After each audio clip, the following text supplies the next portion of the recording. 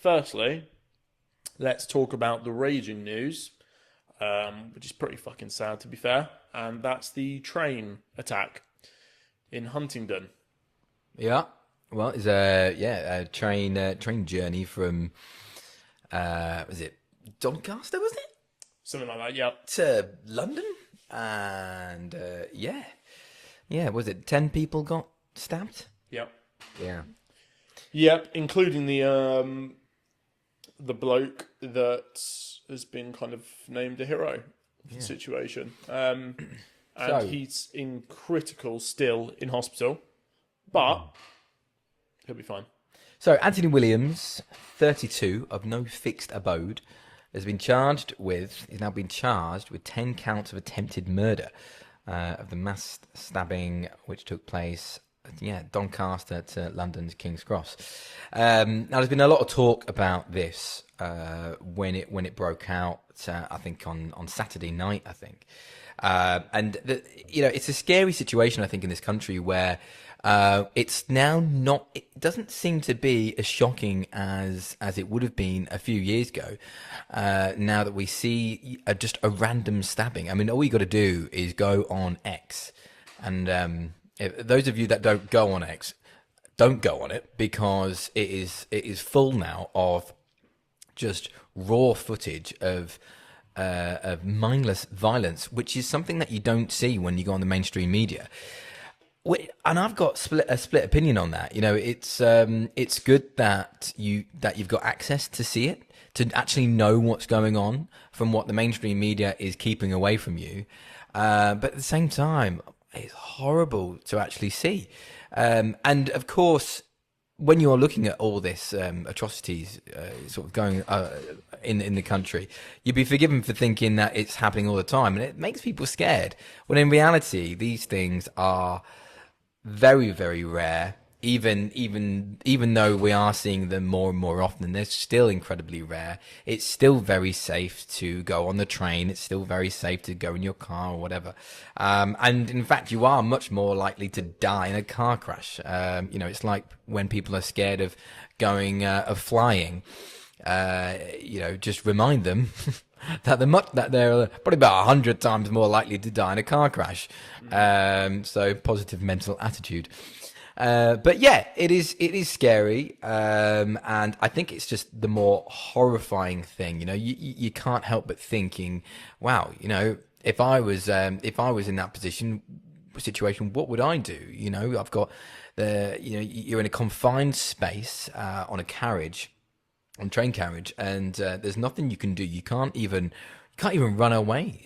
You are stuck, and you've got this madman with a knife, trying to stab seamlessly everyone. Now, all the details of it have very much been kept secret. For what reason, I don't know.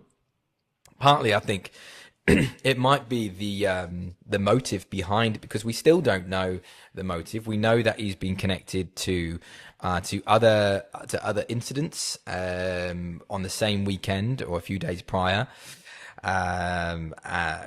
That's the details of that are still yet to be unfolded. I think one of them was involved in a 14-year-old boy. There was another incident where he went into a barber's. Did you see that? That's all on X if you want to go and see it. I have seen that actually. Yeah. Yeah. It's I think he was sort of, I don't know, someone maybe tapped on the window or something, and he was standing outside this barber shop, and he just kind of goes, all right, I'll get this knife out, and it doesn't look like he actually did anything. He just walked into the barber, and everyone just scattered. But yeah, scary stuff. And it does make you think about your safety, and we've just got to be sort of positive. But all these questions about who is this man, the mainstream media was very, very quick to identify him as a British national, and if I mean, it's a whole other thing to talk about, the base of that. Obviously it was a black male. It seemed like he had a bit of a London accent, but people can't help but go into the demographics of that.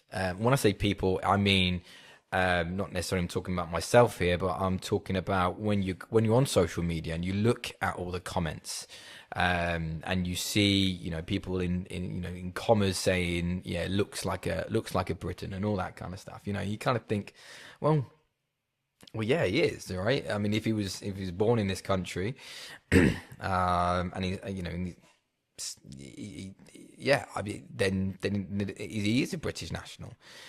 He may well be second generation immigrant, and what that means, well, I don't know if there's something culturally that's happened in his background that's made him a bit more confused, but we just don't know. And this is the problem: is that you'll get people that are on that side of that argument to say, it's the immigrants, it's that, it's the, it's that, it's this, it's that, and it gives them sort of a lot of, without clarity. I mean, we don't know. He could have books of the Quran. He could have just converted to Islam. He could have shouted, that word. What is it? What, the Al Akbar. Allahu Akbar? Yeah. Or something like that. I mean, I don't know about you, but if I was in a public place and someone shouted out that, I would shit myself. Yeah. Because of everything that you hear about that. It's because what it's attached to. I mean, it's Yeah. like with a lot Scary, of things. but you just don't know if this guy's got that or not. He could just be a madman. Yeah. That is just should be locked up in a madhouse. And that's all it is. But without the clarity, without the information, we just don't know. I think at this point, I mean, no matter what side you're on, right, left, doesn't really matter. If you're a Christian or a Muslim, it's just sad. It really is. And I think, as Oliver kind of mentioned, it's not great that the media is not truly diving into this. As Oliver said, the first thing they talked about was a British national. Fine, great. And you can understand why, because a lot of media are predominantly left-wing and they don't want to add fuel to the fire. But, I've got no doubt that the government kind of kept it that way. I mean, there's a lot of things happening currently where the police are in hot water because they are refusing to essentially uncover the numbers, uncover the figures, uncover the nationality of people committing crime. And it's no matter what, it is really sad.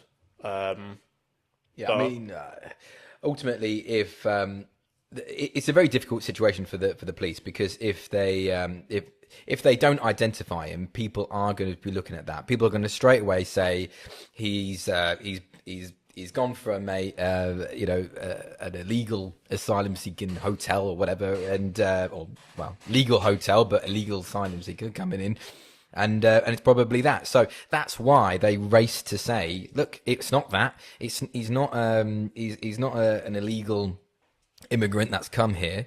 He was born here. He was raised here, and I think that's why. So there isn't then people then looking to burn down hotels. So I get that. I understand that. I think there's still some sort of discussion to have there. Yep. But it goes into other things as well. Stop and search.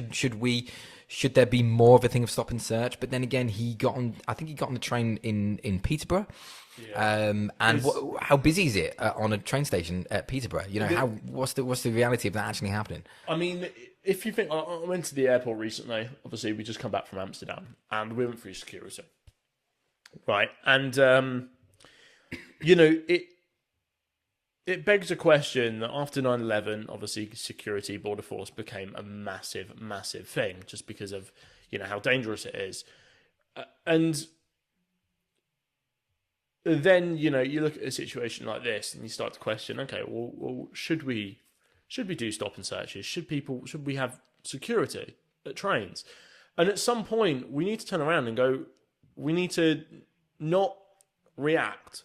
We can't be reactive, we need to be proactive.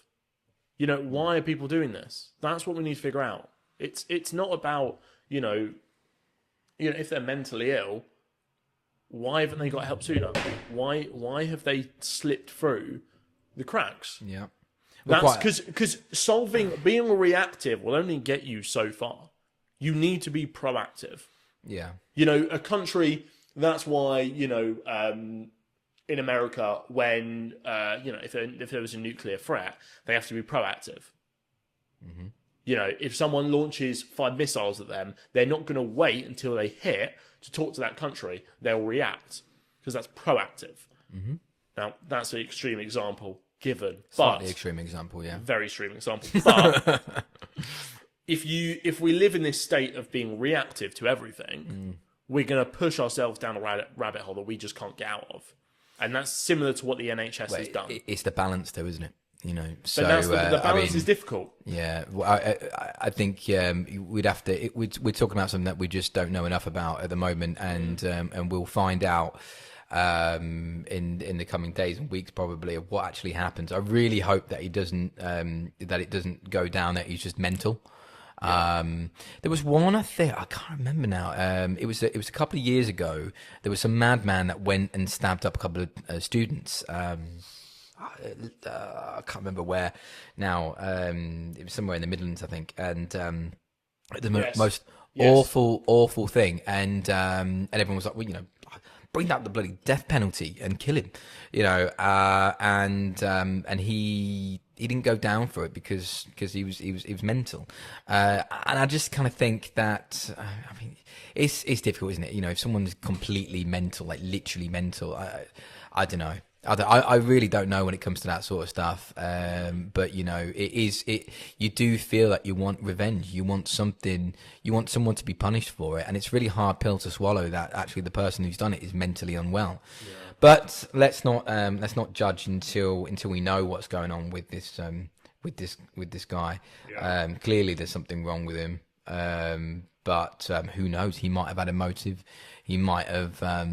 Who knows? I think we leave that one there until we find out more about it. Luckily, no one's actually died, which is a miracle, really, considering he was presumably, going around like a madman on that train. So the fact that no one's died yet is nothing short but a miracle. I mean, like I said before, right or left doesn't matter. Christian, Muslim, doesn't matter. Atheist or not, doesn't matter. It's just it's a sad situation, and I'm sure we'll have more to talk about it next week. Yeah, hopefully.